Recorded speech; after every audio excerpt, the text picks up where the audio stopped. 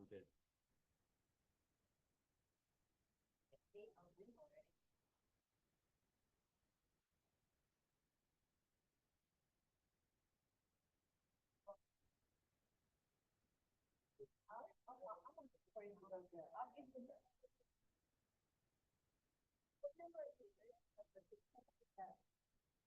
SLX 4. Is it 4? Thank you. Yeah, yeah. So, She didn't have to go out to the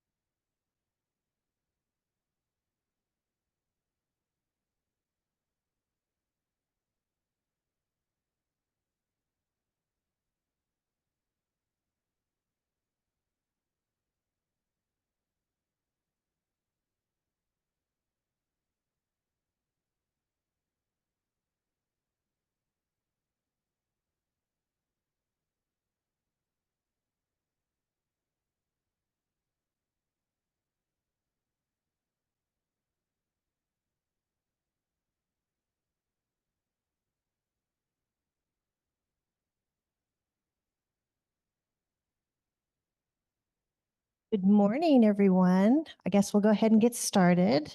Zoomers, you are muted. Please stay muted. At the questions and answers, you can put your questions in the chat and I'll monitor that for you. People in the room, if you have a cell phone, if you can remember to silence it or turn it off, would be greatly appreciated. And Sheila is here and is going to introduce our speaker for today. Thank you, Pam. Good morning, everybody, and welcome to this session on fundamentals of Islam. A word of introduction for our speaker, Dr. Saeed Khan, and also thanks to him for organizing this splendid series of 6 presentations on world religion. Dr. Khan is a UF faculty member emeritus of wide interests.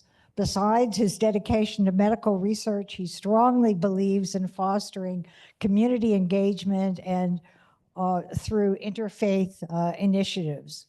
Dr. Khan was born in India and earned all his degrees in biological sciences, a BSc degree from Agra University in India, a master's in Peshawar University in Pakistan, and a PhD from University of Florida. He did his postgraduate work at the University of Adelaide, Australia. He is truly a citizen of the world. He returned to UF in 1979 to the College of Medicine as a faculty member in the departments of pathology and urology.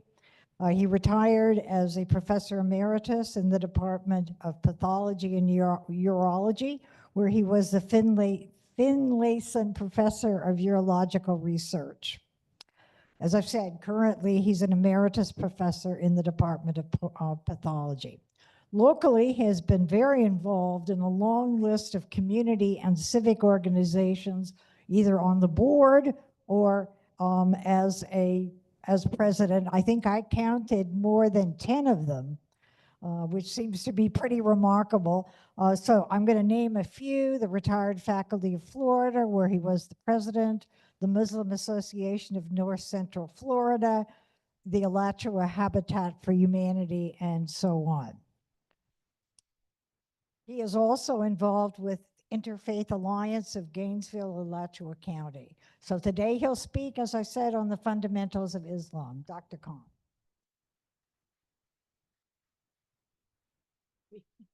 Thank you, Sheila. Appreciate that introduction. But you saw that all my work has been in biological sciences. Nowhere does it mention I went to a seminary or a Islamic school or a school for clergy. I'm just a lay Muslim, and I'm going to tell you about what my understanding of Islam is. Next, please. Can I do it here?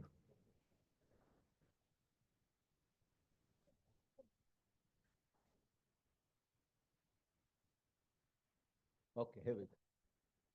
So the Islam is derived from the word salam, meaning peace with all its implications, not only the absence of violence and aggression, but also happiness and well-being. Followers are called Muslims. They greet each other with Assalamu alaikum, peace be upon you. Islam enjoins upon the followers to believe in oneness of God without partner of any kind. Arabic word for God is Allah. So when you hear the word Allah, it's not a different thing. It's the same word. If you read Bible in English, you will find God mentioned as Allah. La ilaha illallah, there is no God but God, is a Muslim's declaration of faith. God has created everything. He is nourisher, sustainer, provider, fosterer, and head and master of everything in the creation. Human beings are not only his noblest creation, but his representatives on earth. He has sent divine messages through his prophets to guide the humanity. Prophet Muhammad is the last in a line of prophets. It started with Adam, and then you can see all those names that many of you should be familiar with. They're all mentioned in the Old and New Testaments, so could be any one of those. They're all mentioned, but their name may be like Abraham is Ibrahim, Jesus is Isa, Moses is Musa, Zachariah is the Zachariah, Yahya, John the Baptist. So there is a whole line of prophets as far as Islam is concerned.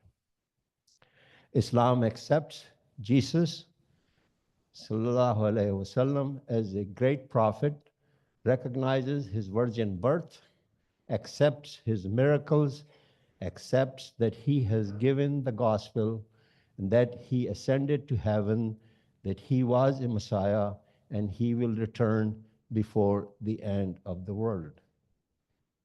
His mother, Maryam, is highly regarded and has a special place in Islam. An entire chapter of our holy book, Quran, is dedicated to her. So Islam did not start with Prophet Muhammad.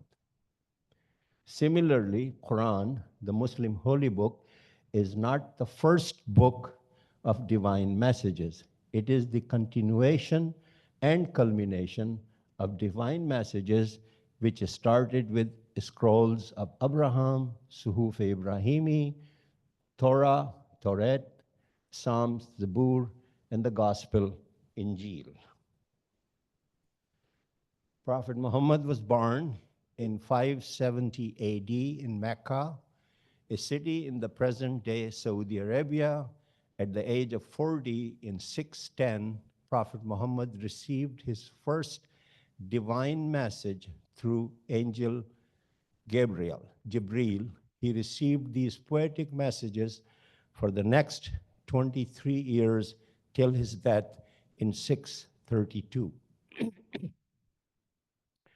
The prophet used to recite the verses back to Angel Gabriel for authentication, and then to his companions who memorized them, recorded them on any available material, could be leather, could be palm leaves, could be tree bark, bones, etc. Soon after Prophet's death, in 633, the written text was compiled into a single book which is now known as the Quran. Another source of guidance for Muslims is Hadith, compilation of the Prophet's sayings, actions, judgments, and approvals. According to Islamic belief, life on earth is temporary. There will be resurrection and another life after this. There will be judgment, and people will be questioned about their actions. How did they live? How did they treat other human beings? Did they give charity? Take care of poor and orphans?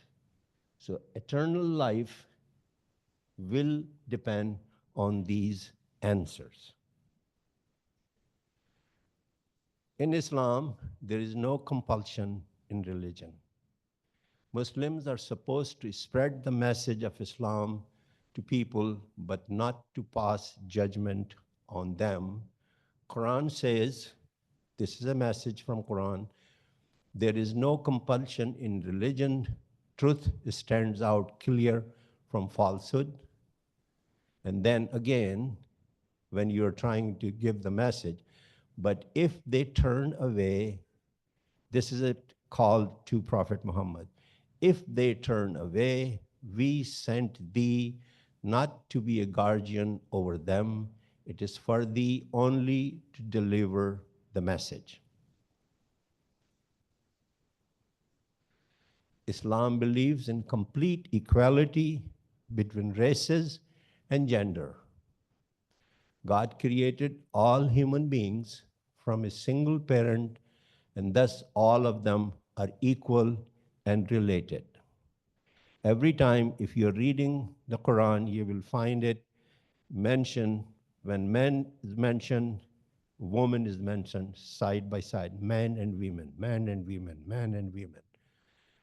Here is the quote from Quran, O mankind, we created you from a single pair of a male and a female and made you into nations and tribes that you may know each other, not that you may despise each other. Verily, the most honored of you in the sight of God is he who is most righteous of you, and God has full knowledge and is well acquainted with everything you do. This is a direct quote from Quran. Another piece, as I mentioned it, the part of the religion is what God, Prophet Muhammad said or did. So when he gave his last sermon, and when he actually said that this may be my last sermon, in that sermon he said, all mankind is from Adam and Eve. An Arab has no superiority over a non-Arab, nor a non-Arab has any superiority over an Arab. Also, a white has no superiority over a black, nor a black has any superiority over a white, but again, except by piety and good action. So the emphasis in Islam is very much on actions. How do you behave? Excuse me.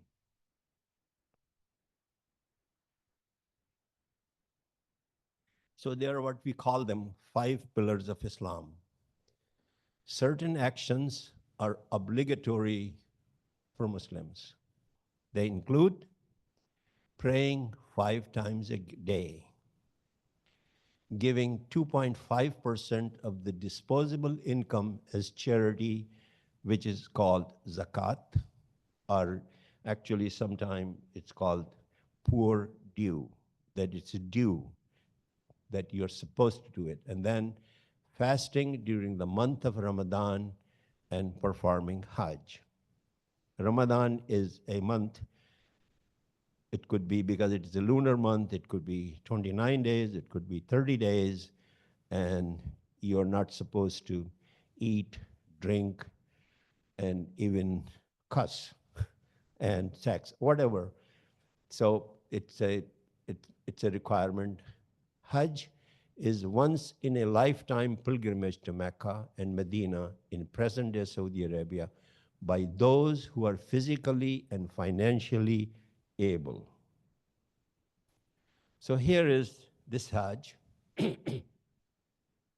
Hajj, and you may hear it pretty soon because the time is coming, should be in the Hajj involves specific rituals, occurs in 12th month of the Muslim lunar calendar, which is called Zul Hajj, and takes 5 or 6 days to complete.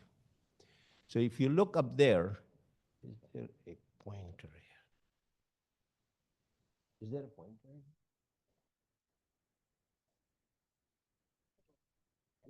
Yep.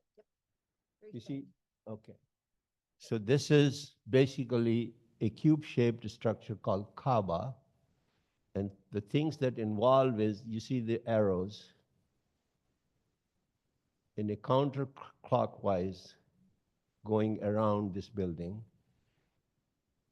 And then there are 2 hills on the side and going up and down that. That is 2 very important parts of this process of Hajj. In 2024, that is last year, over 1.83 million pilgrims, from which included 1.6 million from outside Saudi Arabia and nearly over 200,000 people from within performed the Hajj. The important part on this is that the numbers may not look like, okay, so what? But this has to be done on a very specific day. All these people doing those things on the same day at the same similar time. So it becomes extremely crowded. I remember it, I did it twice. So as I showed you that walking around, which is called tawaf, this is walking counterclockwise around the Kaaba 7 times, is a mandatory part of Hajj and is called tawaf. Each lap is approximately 1 mile, begins at the black stone and finish at it, but the distance also depends upon how far one is from the actual structure. So if you can imagine, when 1.3 million people are doing it, so how deep the thing will be. So if you are very close, it will be short. But if you are way over there, it could be miles. And when the number is going into million, you can imagine. So according to Islamic tradition, so why are we doing this? According to Islamic tradition, Abraham and his son Ishmael were instructed by God to perform tawaf. First, they were asked to build the Kaaba, this building, and then they were required to do this. So this part of the Hajj that Muslims do is actually that repeating what Abraham and Ishmael did. Hajj and Tawaf, as I said, hold deep symbolic and spiritual significance and remind Muslims of Prophet Abraham's and his family's unwavering faith and devotion to God, and symbolizes unity and community connecting with the believers present, past, and future. The reason I'm bringing this is extremely important. When I went to see the Kaaba myself the first time, as soon as I looked at that, the structure, I started crying and couldn't stop. And the reason is, when you are going around that structure, historic fact is that Prophet Muhammad did exactly the same thing. Every single Muslim who can afford it in the past, who can afford it in the future, will be doing exactly that. But the most important part was when I was putting my foot down, I was thinking, possible, I'm putting my foot where Prophet Muhammad put his foot down. I mean, that is, to me, was just the most incredible feeling that you are doing this that has been done in the past by these great Muslim leaders, where, and you're maybe putting a foot exactly at the spot where they did. And then there is a place in this, which is in this structure, Kaaba. It's called Place of Abraham. According to our thing, Abraham stood there. But that may be historic. But one thing for sure, Prophet Muhammad stood there and he prayed. So when you're standing there, you're thinking, my goodness, I'm standing exactly at the place and maybe putting my foot down where he was standing. So it is an incredible feeling when you do this thing the first time. I did it twice. Second time, it was not as, but the first time was incredible feeling. So Kaaba is a cube-shaped building in Mecca. It is the most important and holiest Islamic site and determines the direction Muslims all over the world face when praying. Kaaba has been built many times, and according to Muslim believers, starting with Adam, but most importantly, by Abraham and Ishmael. Attached to the east corner of Kaaba is a black stone, which also has a long history. Most significantly, it is considered the only piece of the original Abraham and Ismail built Kaaba that is left. Now here, you see this, what I'm trying to show you, if you live here, like in India, you'll be facing this way when you're praying. Every Muslim, everywhere they live, they have to face this building, Kaaba. So if you're living in India, you're this way. If you are living in the United States, you're looking this way. If you're Mozambique and Africa, you're facing, if you're Turkey, this way. So every Muslim who is praying is facing the Kaaba. That's also a very unifying feature that somewhere in the world, at a given time, somebody is praying facing that place. So this is the very important feature. And of course, this is the current day building, and the people are mulling around. But as I was telling you, if you are doing the tawaf or going around here, but then when it becomes too crowded, people will be walking over there. So you can imagine how big the distance can be, and you have to do it 7 times. Now, the second part, as I was showing earlier, that there is a running between the two hills. One is called Safa, and another is called Marwa. Again, that's also related to that story of Abraham and Ishmael. Prophet Abraham, as many of us may know, was ordered by God to travel. According to us, he traveled to Mecca and leave his wife Hajar and a young son Ismail behind. When all provisions, food, dates, and water that Abraham has left ran out, Hajar prayed to God and ran between these two nearby hills, looking for some source of water and food around. A source of water appeared where Ismail was laying. That well is called Zamzam. It is still there, and the drinking from that water is considered holy. And actually, when people go for Hajj, all of them are bring little bottle for their friends who did not make it. I still have a little bottle with that Zamzam water. Pilgrims run between two hills 7 times in remembrance of a mother's love to save her son and her unwavering devotion to and faith in God. So the Muslims have 2 main festivals. One is called Eid al-Fitr, which is celebrated at the end of Ramadan, that month of fasting I mentioned earlier. During Ramadan, Muslims abstain from eating, drinking, smoking, sex, foul languages, etc. So that's from sunrise to sunset, and actually it starts little before sunrise, little after sunset. So of course that day we eat a lot. Eid al-Adha is celebrated on 10th of the Islamic month of Zul Hajj. We just mentioned it after Hajj. It's after the performance of Hajj. It involves rituals, most important being sacrifice of an animal. This sacrifice is in remembrance of Prophet Abraham's readiness to sacrifice his son in obedience to God's command and God's mercy to not let it happen.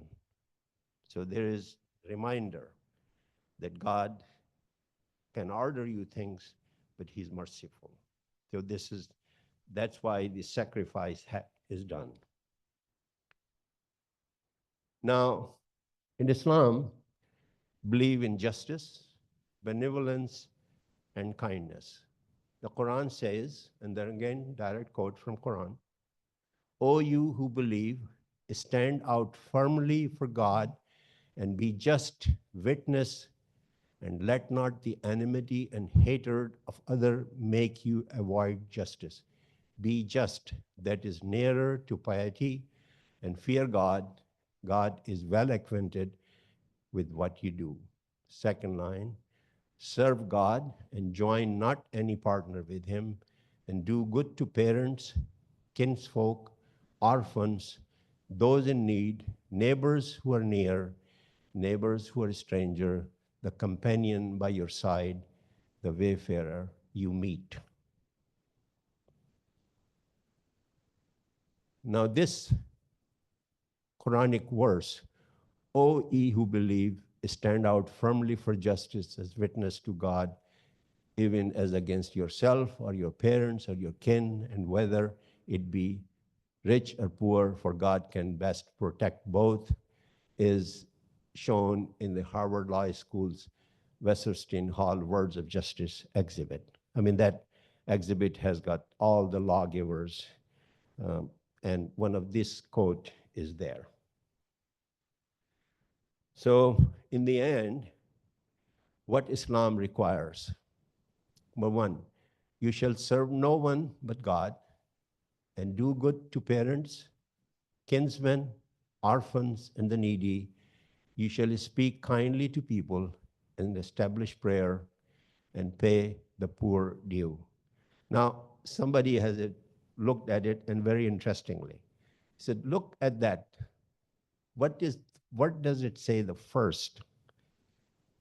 Do good to parents.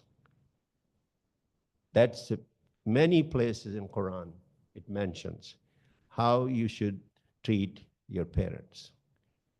Next, in kinsmen, orphans, and needy, and you shall speak kindly to people.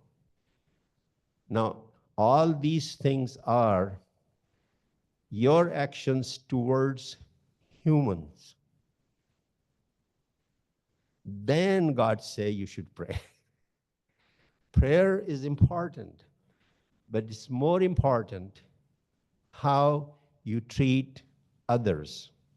So in Islam, it's very clearly that your reaction to the people and your reaction towards God, because the important thing, somebody has mentioned it, God can forgive you.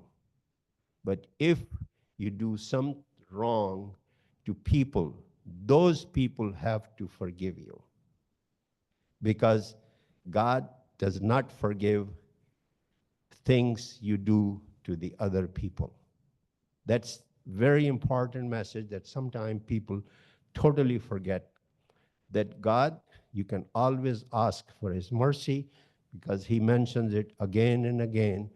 Actually, every prayer that we start, it starts the God, the compassionate and the merciful. The emphasis is on God's mercy, but God cannot and will not forgive if you do wrong to others. And then serve God and join not any partners with him. And again, do good to parents, kinfolk, this is different places, those in need, neighbors who are near, neighbors who are strangers. And there's a lot of emphasis in Quran about how you treat your neighbors. There's sometimes it's mentioned that when Prophet Muhammad mentioned it so many times in the Quran, one of the guys said, in his presence, he said, are you telling us that we should give everything, even our house, to our neighbors? I mean, what are you talking about? The importance of neighbors, how to be good and kind to your neighbors, very big. And then again, you shall not shed one another's blood and shall not turn away one another from homelands. Thank you very much.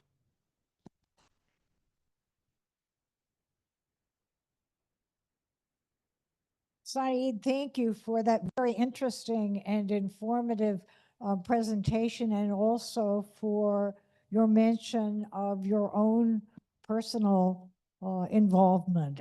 I found it very, very interesting. Thank you. Okay, questions we're ready for.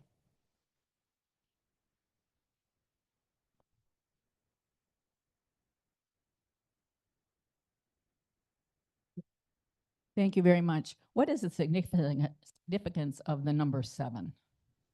The 7 times around the 7. I really don't know, but the whole idea is that they did it 7 times. Okay, So so it's I- because Abraham did it 7 times, therefore the followers did. Yes. Okay, thank you. that's- Yeah.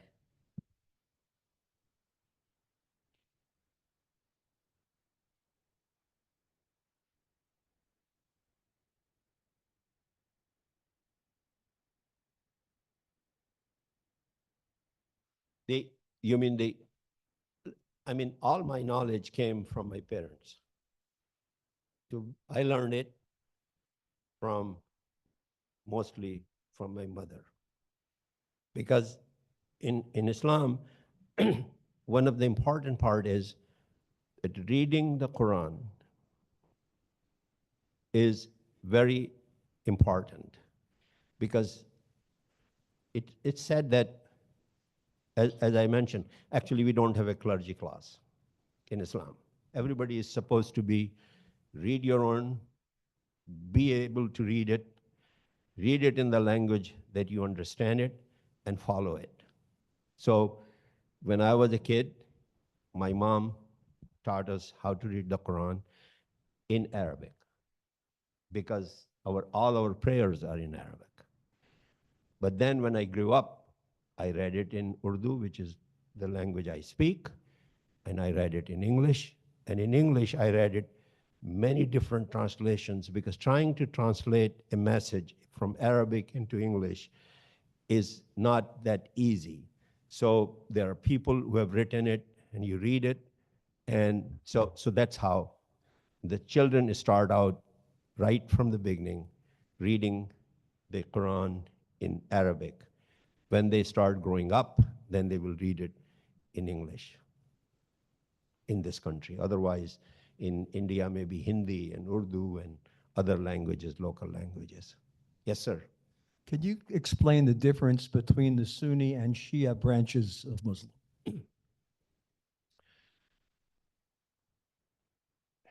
As somebody has noticed it, and actually I think it's in almost every religion, there are just so many branches happen over the time.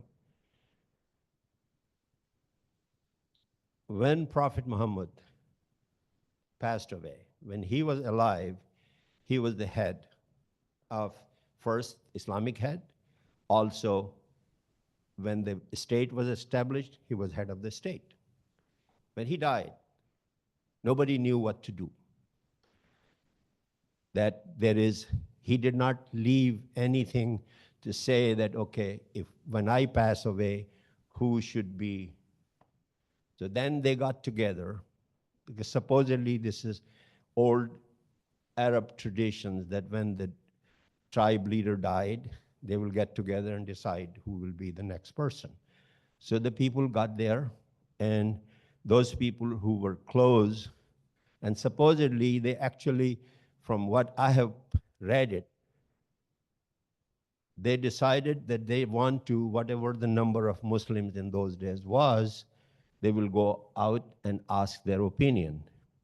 And as a result, they made the first, who was called Caliph, Abu Bakr, became Caliph. After that, second. But then the Shiism happened. When the Islam was going out of the Saudi Arabia, outside, then out of those people who were near to the Prophet Muhammad, some people said that Ali, who was also a member of those 4 or 5 people in the beginning, has the legitimate right because he was also married to Prophet Muhammad's daughter. So they should stay in the family. And that's where the Shiism start. And then after that, people in, say, Iran, they follow the Shia thing. Most of the other countries, they follow Sunni. But the basic difference is political, not religious. Saeed, there are 2 questions from online. The first is, what's inside the Kaaba? Oh, that's very interesting. But when the Kaaba was built, as I mentioned it, originally it didn't actually have even a roof. It was a square walled area. And according to our beliefs, Abraham and Ishmael built that place, and that was built to pray for a single God. But later on, things kept changing, and the idolatry started, and they started putting statues inside. And every tribe supposedly had their own statue, and the importance of Kaaba as a central figure became known, and people will come and they will pray. So there were a lot of idols inside. And so once it became a Muslim rule in Mecca, then all those idols were removed. But it is still supposedly, nobody has a picture inside. It still has a picture of Mary on the wall. That's it. I mean, that's interesting because that when everything was being removed, anything related to Jesus and Mary was not removed. The second question is, what is meant by, quote, any other partners, unquote, in the Quran? I think we all understand the Trinity. That is, so when you say Trinity, a lot of people understand that you are saying is that God is not one. In Islam, is God, and that is it. There is no partner with him. That's as simple as that. Even, I mean, the Prophet Muhammad is a prophet. Jesus is a prophet. Moses is a prophet. They have the message, but their messages they were transmitting the message. They are not, you cannot pray to Moses. You cannot pray to Abraham. If when you're praying, you pray to God directly. There is no link between, and also there is no, as I said, there's no clergy thing that you don't go somewhere and say, would you please pray for me? Yes, you can pray for, somebody can pray for you, but your prayer is directly to God. That's what it means.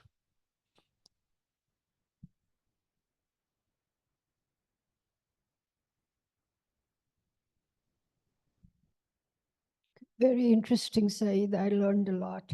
Thank you. two questions. One is about the Kaaba. I always thought it was a solid piece of granite. It's not solid. It's a building. It has a wall. It could be, Yeah. I don't think it's a granite wall, but there is a wall.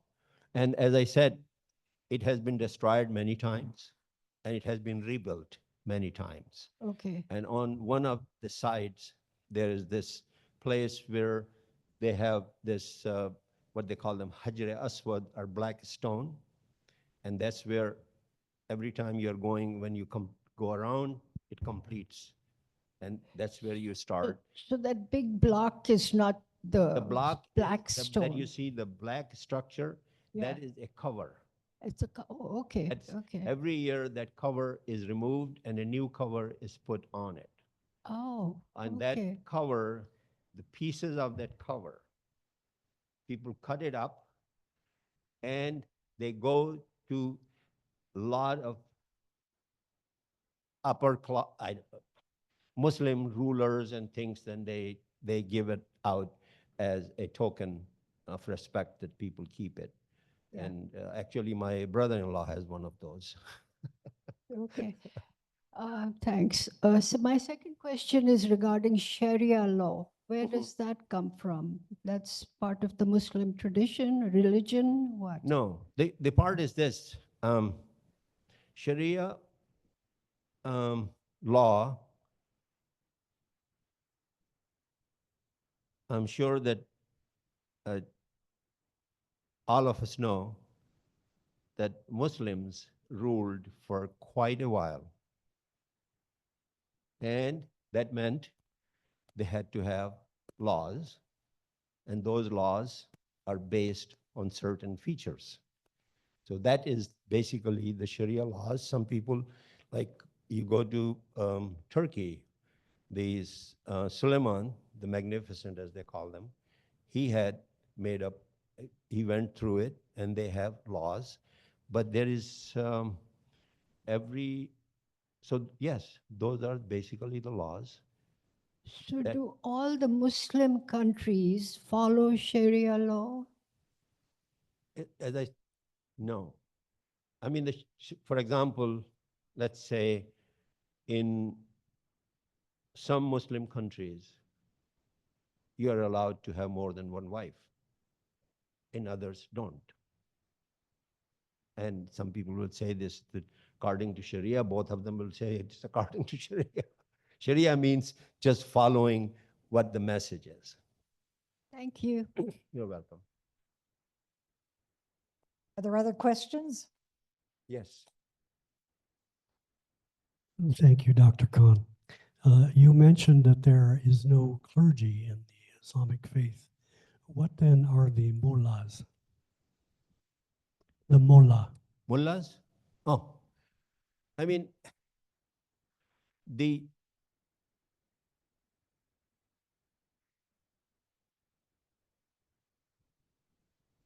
as I mentioned it, the Quran is in Arabic. And the Muslim rule, or Muslims live in a variety of countries, and I didn't realize this thing, but somebody was telling me even in this town, there are more people who speak more than 80 different languages. In this town, I mean, this is an amazing thing. So what I'm just saying is that Muslims live all over. Everybody cannot read the Quran. So there is a development of a clergy class who read the Quran and they translate it in the language that people understand. So the Maulvi is a kind of a respect that you're paying for somebody. You say Maulana. Maulana means you understand the religion. That's what Maulana means, or Maulvi means. And in some places, that is more important than others. And again, there are things called like Imam Khomeini, Imams. The Imams are people who lead the prayers.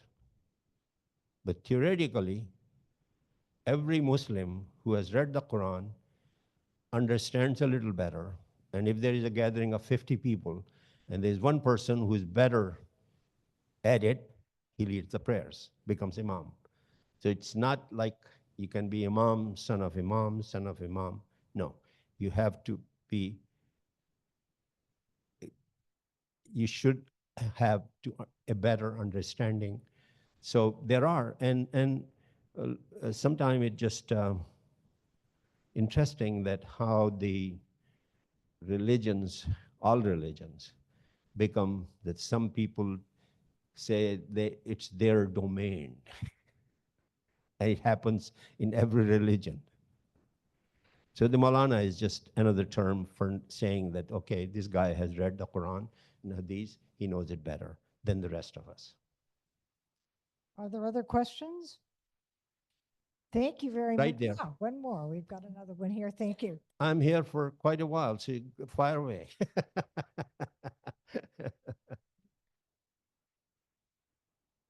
Thank you, Saeed. Very You're welcome. interesting.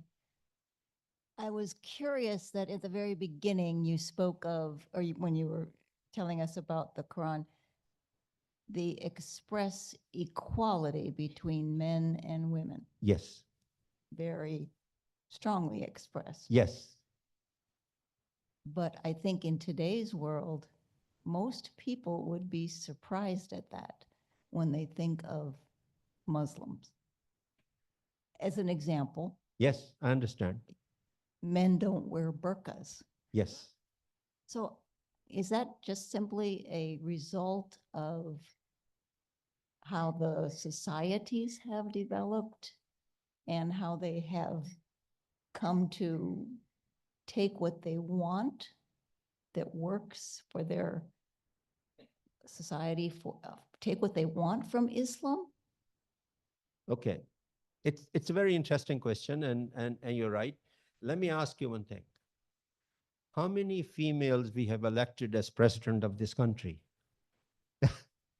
And how many Muslim countries had females as their presidents? I can name quite a few of them who had.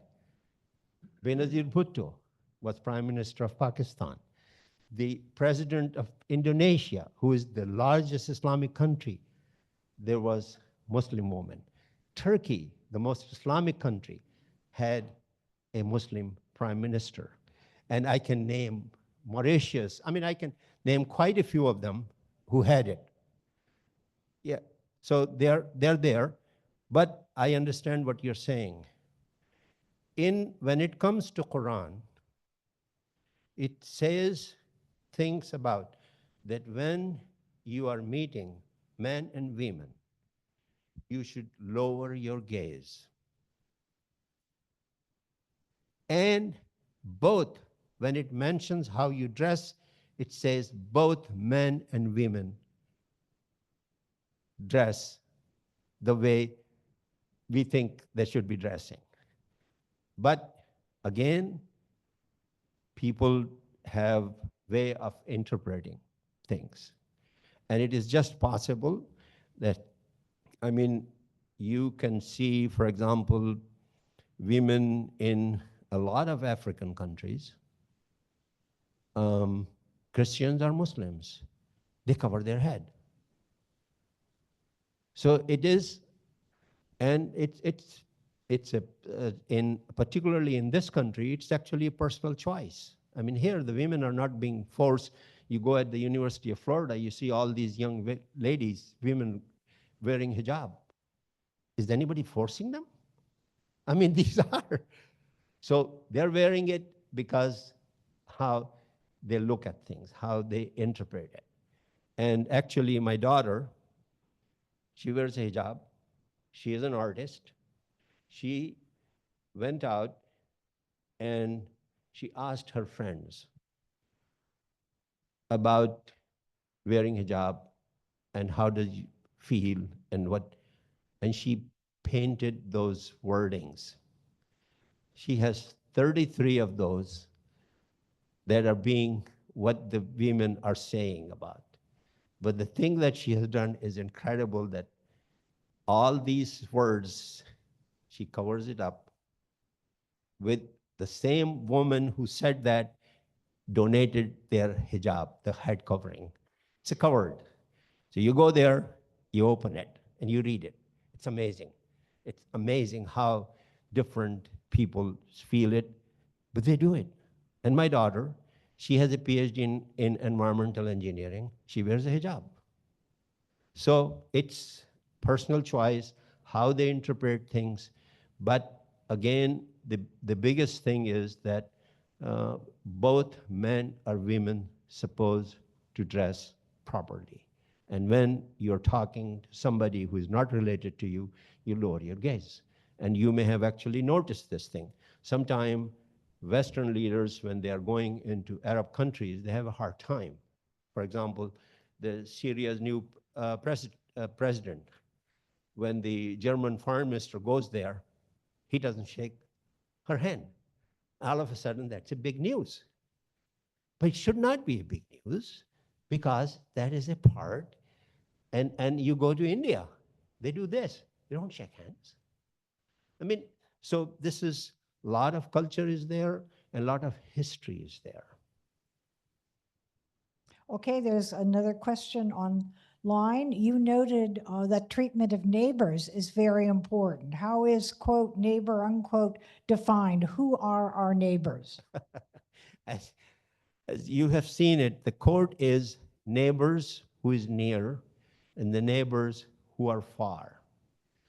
So you can define the neighbor as you want to. For example, my neighborhood, everybody, some neighborhood, you look in this, this is just I'm saying it, I am not quoting anybody else here.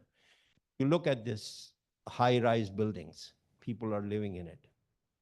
In all these, maybe hundreds of them. In my neighborhood, my lot is close to an acre. So my neighbor is only an acre away, and the others, they're living on top of each other. So there is, because literally, when people will explain to it is, actually everybody is your neighbor. That's the concept. Every human being is a neighbor of another human being. Okay, one more. Does the Quran address homosexuality? Quran does not, if I remember correctly, but homosexuality, just like many other religions, is like, what's the word was used by Clinton during his days? Don't tell. Exactly, that's what the opinion is. You go, nobody is going to question you, nobody is going to ask you whether you are a homosexual or what. You go, you pray, you get out. And but the homosexual is a God-produced but homosexual act to the way they distribute, they talk about it. Okay, well, I would like to thank everybody for their very good questions and for being here. Is there one more? One- Yes, there is. Okay, this is the last question. Beside the Trinity, what are the perceived major differences with Christianity as seen by Islam? That's no that's the major difference. I mean, there is really the difference between the different monotheistic religion is that God is, and the Trinity is. Other than that, I mean, when you read about the neighbors, what Bible says, same thing will be the Quran will say it. How you treat your parents, how you do all those things, the simple facts that are there, because I cannot think of anything other than that's the major difference. And because in the there's a, yes, I don't think there is any other. Well, thank you, Saeed. This was a wonderful demonstration of interfaith communication at work, and I know you'll be around for a while, so if folks have additional questions or want to talk to you, please do so. Thank you.